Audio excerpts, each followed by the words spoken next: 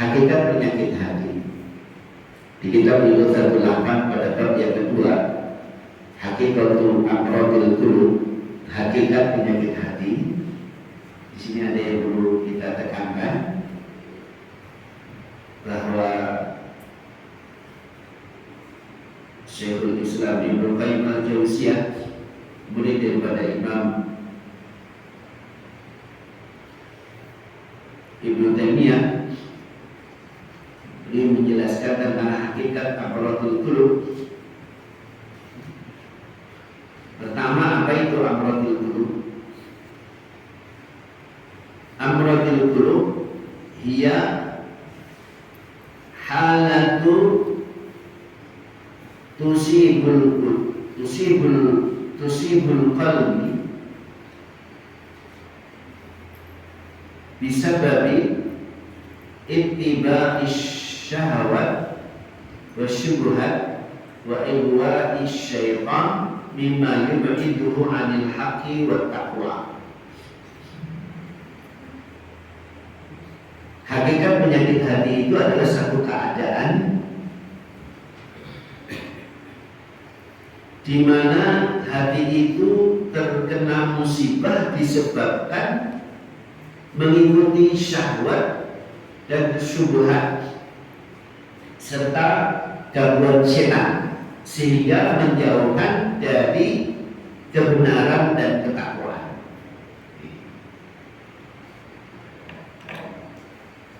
Satu kondisi hati tatkala mendapatkan musibah, dia mengikuti syahwat, syubhat dan ihwa'is syaitan, godaan syaitan.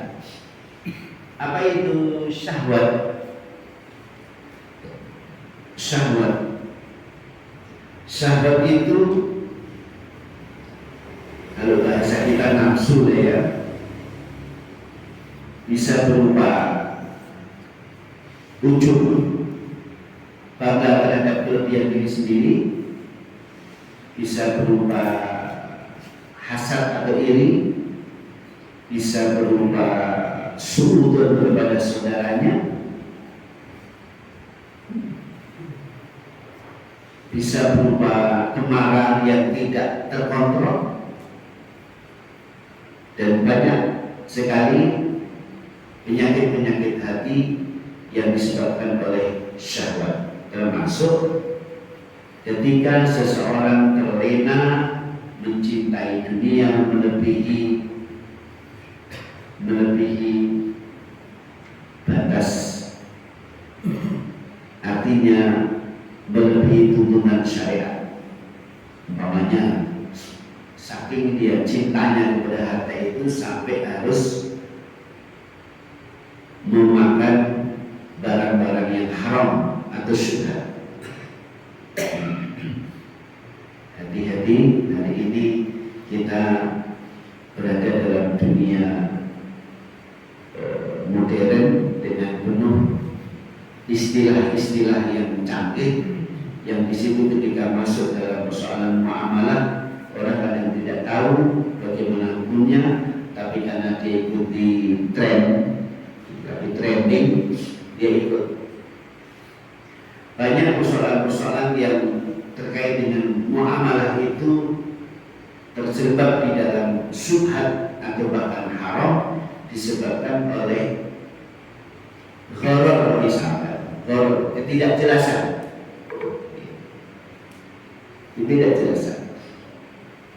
Hari ini orang banyak berjualan tapi tidak real, barangnya tidak ada. Barangnya muncul tidak. Saham juga ada namanya kripto, saham virtual. Ada yang pernah berinteraksi sama kripto, saham virtual? Saham bodong pernah? Ada yang kena? Saham bodong? Alhamdulillah, berarti selamat. Ini sekarang sahamnya tidak sekedar bodong. Kan dulu ada saham-saham bodong itu saham yang ketika dia menyetorkan uang sekian puluh juta atau ratusan juta, nanti dapat sekian persen. Bulan pertama dapat, bulan kedua aman, bulan ketiga mulai agak lancar, bulan keempat hilang orangnya. Pernah dengar cerita-cerita seperti itu? Bahkan uniknya itu yang menjadi corongnya itu ustaz-ustaz, ya kan? Saya pernah berinteraksi dengan ustaz itu. Saya tanya, Mas, memang usaha itu pasti berhasil. Kok bisa langsung ngasih prosentase hasil? Apakah tidak ada kemungkinan rugi? Aset yang dikumpulkan untuk usaha tertentu itu usahanya apa? Usahanya itu apa? Kok bisa tanpa kemungkinan rugi? Apa di daerah tempat situ itu tidak ada kemungkinan gempa, tidak ada kemungkinan banjir, tidak ada kemungkinan dia terbakar, mungkin di situ tidak pakai api, tidak pakai listrik misalnya gitu. Atau mungkin ada kemungkinan musibah yang akhirnya usaha itu tidak berhasil. Apakah usaha yang digeluti oleh tim itu tuh usaha yang pasti berhasil? Kok bisa langsung memberi persentase dan tiap bulan dikasih? Biasanya kalau bagi hasil itu Pak, bagi hasil yang benar, musyarakah bainal isnaini. Ketika kita bagi hasil, misalkan saya sama Mas Yud memberi uang 100 juta, 100 juta, ya kan? Berapa berarti? 200 juta. Nah, nanti siapa misalnya? Ini kan misalkan pelaksananya beliau. Saya punya modal sama Mas Yud 200 juta sampai pelaksananya. Buat perjanjian, misalkan pelaksana 60%, pemilik modal 40%, jadi saya nanti dapat 20 kan gitu. Kalau ada untung dibagi untung, kalau ada rugi dibagi rugi. Kalau bang sekarang kan ada mau, ada bagi yang mau dan apa? Kalau ada untung dibagi untung, kalau ada rugi dibagi rugi, ada tak? Saya pernah debat sama orang muamalah, saya sebutkan namanya. Bang muamalah itu saya pernah debat sama orang kayak muamalah. Ketika saya bilang, Mas, kalau usaha kita bagi hasil, misalkan saya dikasih modal oleh bang muamalah 100 juta, kemudian pembagian hasil 60-40, kemudian kalau saya rugi gimana? Ya namanya rugi, bisa kena banjir tadi, kena kebakaran, mungkin kena gempa. Walaupun rumahnya tahan gempa, kalau gempa yang kuat ambruk juga. Ada yang rumah tahan gempa, atau rumah tahan banjir gitu. Ya, berarti kalau sudah ngasih air itu, tahu gergaji dari air, tahu? Gergaji, tapi bahannya dari air. Apa namanya? Apa namanya? Ya, teknik-teknik itu loh. Dan gergaji sesuatu itu dengan air, timbangan air berputar dengan cepat itu bisa baja aja sama gergaji air itu putus Pak. Mana terbayang? Air yang kuat itu bisa membelah baja Pak.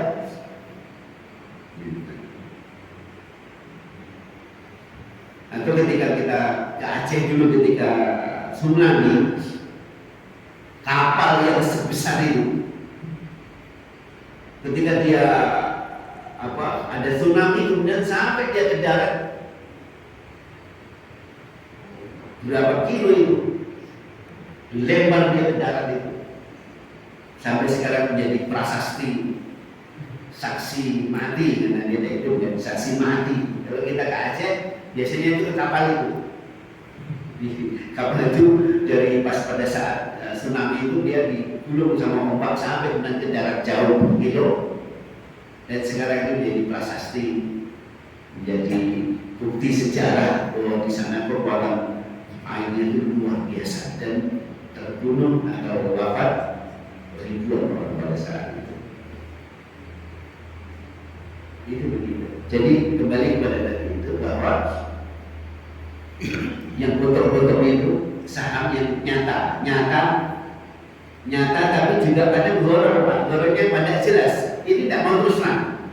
Yang saya temui itu dia tidak mau terus terang. Usahanya apa itu tidak mau terus terang. Saya juga tidak pernah ikut, tidak kepikiran ikut. Cuma ingin ngetes ini kebenarannya gimana sahamnya. Akhirnya memang dia lari kejar-kejar polisi, Pak. Dia membawa ratusan juta yang mempercayai saham bodong. Dan sekarang ada saham virtual. Nah, orang kita tahu lagi, Pak. Semakin tak kita lagi. Nanti kita tengok di ayat, Pak. Nah, saham virtual, kripto, hukumnya apa? Lama nanti akan membahas di situ. Nah, bagi kaum muda yang suka yang mentret-mentret tadi itu harus mendasari ilmu fikihnya secara baik. Sebagaimana sahabat Umar bin Khattab, dia datang ke pasar lalu memerintahkan semua orang itu belajar fikih muamalah, belajar ilmu tentang jual beli. Sebelum kalian jual beli harus belajar tentang ilmu fikih jual beli. Nanti pagi, dengan dagangan tempat yang jualan di pasar itu harus melengkapi dengan fikih muamalah, khususnya tentang jual beli. Utang piutang, itu tahu dasar-dasar syariatnya. Supaya apa? Supaya selamat. Ya. Supaya selamat. Ini termasuk berangkat dari sahabat bisa berkumpul syubhat. Kesamaran-kesamaran hari ini yang menimpa kaum muslimin baik melalui media sosial itu luar biasa. Kalau untuk kaum muda, Mas, yang nem-nem ini si muda-muda tahu pacaran, Mas? Mas, pernah pacaran dulu? Punya pacar enggak? Ada psikolog sekuler yang menyebarkan paham bahwa pacaran itu dibenarkan karena proses penjajakan supaya tidak keliru dalam memilih jodoh, agar supaya tidak seperti membeli kucing dalam karung. Dia pegang-pegangan, cium-ciuman, boncengan, udah nginap bersama, itu pacaran, Pak. Itu dibenarkan oleh psikolog sekuler. Masa nikah orang kenal, dijodoh-jodohkan kayak zaman Siti Nurbaya aja. Nah, akhirnya bapak-bapak pada terpengaruh. Nah, kalau soal jodoh saya serahkan kepada kamu yang lebih tahu. Benar nggak? Benar nggak? Itu orang tua yang tidak bertanggung jawab. Tengok sahabat Umar bin Khattab radhiyallahu anhu ketika anak beliau Ibunda Hafsah radhiyallahu anha ditinggal, suaminya meninggal, maka beliau cepat-cepat menemui siapa? Sahabat Utsman. Ditawarkan itu anak beliau kepada sahabat Utsman. Sahabat Utsman menolak. Dan berhasil mendekati sahabat Utsman, dia temui siapa? Sahabat Abu Bakar. Ditawaki, Pak. Putra pun sahabat Umar itu ditawarkan kalian sahabat Abu Bakar. Sahabat Abu Bakar diem aja. Diemnya itu kenapa? Dalam tarikh yang saya baca, beliau melihat Rasulullah sepertinya ingin menikahinya. Maka ketika datang kepada Rasulullah, ternyata Rasulullah menikahi Ibunda Hafsah. Jadilah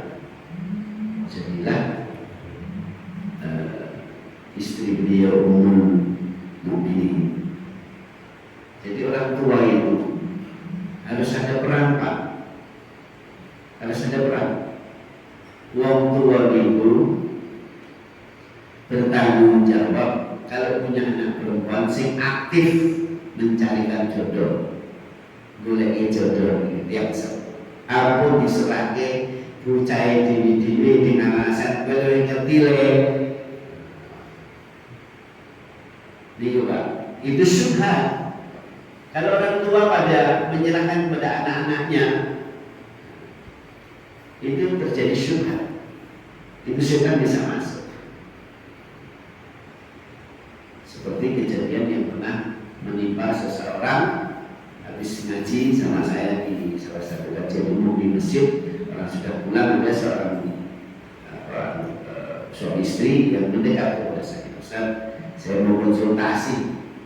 Ya, ada apa Pak? Alhamdulillah Ustaz, tadi Pak Ustaz menerangkan masalah syirik. Saya berterima kasih karena saya tadi itu niatannya mau ke Bogor.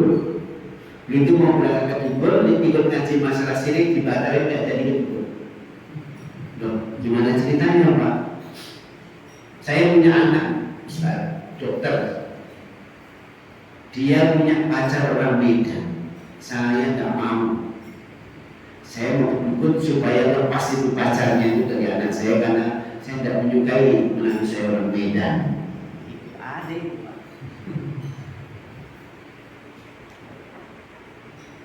Saya nasihati Bapak Ibu Pak. Ini pelajaran bagi kita Pak. Karena waktu itu kata anaknya ketika dinasihati agar supaya mencari orang selain orang Medan, anaknya menantang. Yang mau nikah bapak atau saya?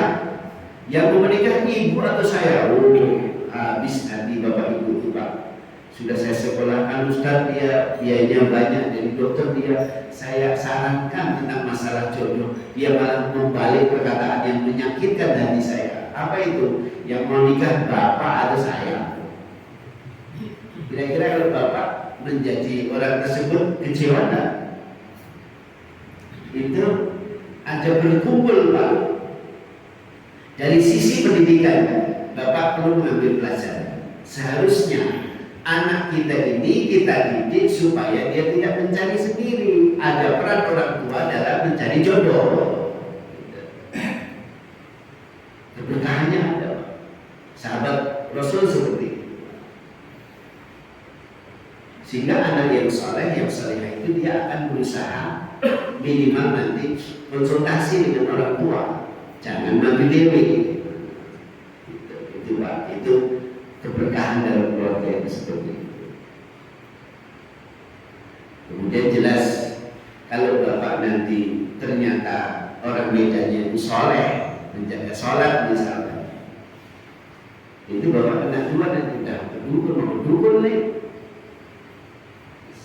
menolak orang soleh. Maka Pak, yang namanya jodoh itu bukan urusan kita sebenarnya. Hakikatnya itu yang menjodohkan, menemukan jodoh itu Allah. Kita hanya ikhtiar. Tapi sebagai orang tua dia mestinya ikhtiar. Maka kalau seperti calon anak Bapak itu soleh, menjaga sholat, menjaga agamanya, terima aja sekarang, walaupun orang beda. Kenapa? Suku itu tidak menjamin keburukan atau kebaikan 1 tahun. Orang Medan itu banyak yang baik Pak. Sebagaimana di Seragen itu saya pernah menjumpai orang tua yang menolak menantunya orang Sunda Pak. Aku orang yang anak mantu orang Sunda, menurut Pak. Pernah dengar? Pak Abu kalau ada yang dari Sunda ke Medan ini kenyataan real di masyarakat. Orang Sunda malas-malas. Saya punya teman orang Sunda itu paling rajin. Nanti kalau orang Jawa dibilang orang Jawa itu telaten, nak kerja betul. Orang kabeh sing malas-malas ya ono. Dikira orang Jawa itu kabeh. Terus orang Sumatera elek kabeh, orang Sunda elek. Enggak itu Pak. Ya. Jangan kemudian kita mendiskreditkan atau memojokkan suku tertentu bahwa Madura itu orangnya gini-gini. Tidak semua orang Madura itu buruk, tidak semua orang Jawa tidak buruk. Memang kalau yang jadi presiden banyak orang Jawa. Tapi apakah jaminan itu baik? Baik. Kalau presidennya orang luar Jawa, kira-kira jaminan jelek? Tidak juga. Tidak juga. Habibie ternyata bisa mengangkat rupiah yang tidak pernah dalam sejarah Indonesia sampai seperti itu harga rupiah. Mulia waktu itu, banyak orang kaya pada saat itu ketika rupiah naik. Ya, contohnya, akhirnya tidak jaminan buruk bahwa orang Sulawesi itu jelek gitu. Begitu Pak. Jadi terkait dengan tadi penyakit hati itu bermacam-macam. Bisa karena syahwat, gengsi, bisa masa tokoh masyarakat kok ikuti anak muda, gengsi, dikasih nasihat anak muda yang pintar dia gengsi, tidak mau kembali kepada kebenaran, itu juga syahwat. Pejabat dinasihati, tidak mau pejabat dan dinasihati, tidak mau dia dikritik, tidak mau dia didemo, ya kan? Itu juga syahwat.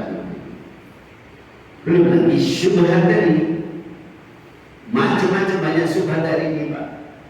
Kalau kita tidak hati-hati, tidak mau belajar, banyak orang terjerumus penyakit syubhat, penyakit kesamaran dalam memahami Islam. Itu yang berbahaya. Kalau kita tidak hati-hati, kita bisa terjerumus dan bisa sakit hati kita karena gangguan-gangguan itu, termasuk gangguan setan yang paling sudah kita singgung. Ternyata juga luar biasa, orang tidak tahu. Salah satunya apa yang dulu saya contohkan itu adalah su'udan li akhi, prasangka buruk dengan saudara muslimnya. Sebagaimana apa yang disabdakan oleh Nabi Sallallahu Alaihi Wasallam ketika beliau sedang i'tikaf, istri beliau tengok, lalu karena malam istrinya diantar pulang oleh beliau, gelap. Waktu itu malam di Madinah itu gelap, tidak sebagaimana hari ini. Madinah itu siang malam sama Pak. Sekarang itu Madinah siang malam sama, terang terus, tidak pernah gelap. Itu Madinah hari ini, dulu gelap. Ketika Rasul bersama istri beliau berjalan, ada dua orang Ansor yang melihatnya dan gelagatnya itu curiga, apakah dipanggil oleh Rasulullah. Wahai si fulan, ini istri saya, Sofiyah binti Huyai.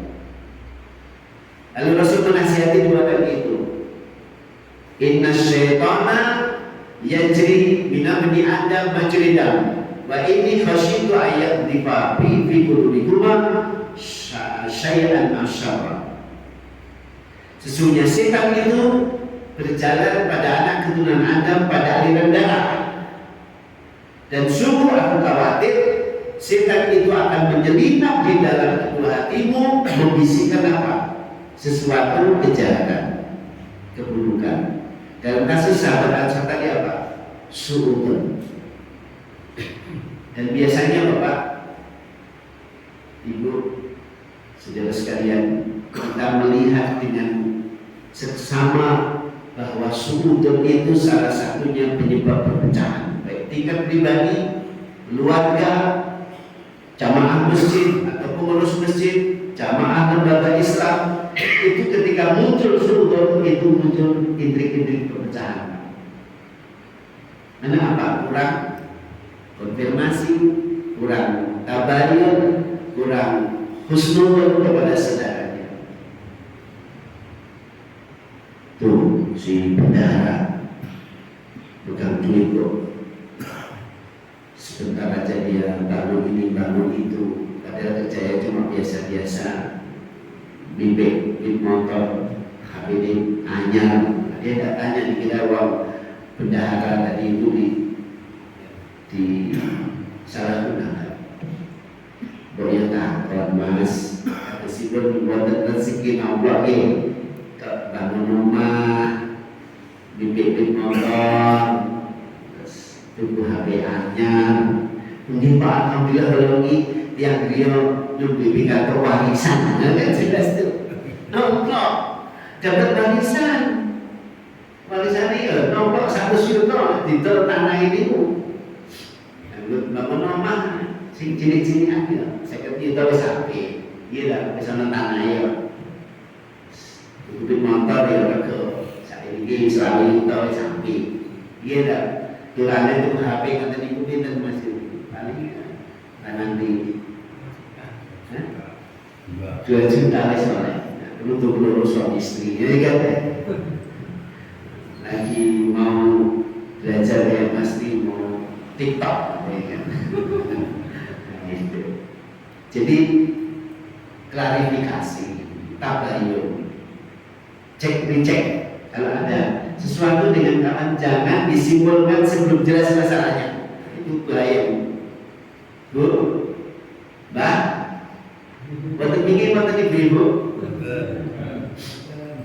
Menawi garwa nembe kisah kok randet kunjuripun ampun ngantos sekuton rumiyin iki wis jam 8 jam 10 ora boleh-boleh bapak munung ditole aja yo mampir-mampir sing ra urut padahal ternyata nopo kebanan nggih mobilnya terdadak waduh golek bengkel di HP-nya casin teh orang sama mobil baru saja dibuka tidak bisa menghubungi apa lagi mau nurut ngecas yang tengah sawah ngecas rokok nanti kalau tidak menunggu kejelasannya itu jangan merasakan dulu demikian terkait dengan penyakit hati yang ini hari ini di era modern itu ternyata juga setan-setan semakin canggih untuk membisikkan kepada kaum muslimin agar supaya hatinya sakit baik melalui syahwat, syubhat maupun gangguan-gangguan setan yang lain. Kadang tidak sedikit pengawasan dan menikah dimuji bermanfaat itu dan semoga Allah membersihkan hati kita sehingga nanti pada saat menghadap kepada Allah kita diberikan hati yang bersih. Yauma la yanfa'u malun wala banun illa man atallaha biqalbin salim. Ada satu hari yang tidak akan bermanfaat kecuali orang yang datang kepada Allah dengan hati yang bersih, dengan hati yang salim, dengan hati yang sehat. Semoga Allah berikan kita husnul khatimah. Wabillahi taufiq wal hidayah wa akhiru da'wana alhamdulillahi rabbil alamin.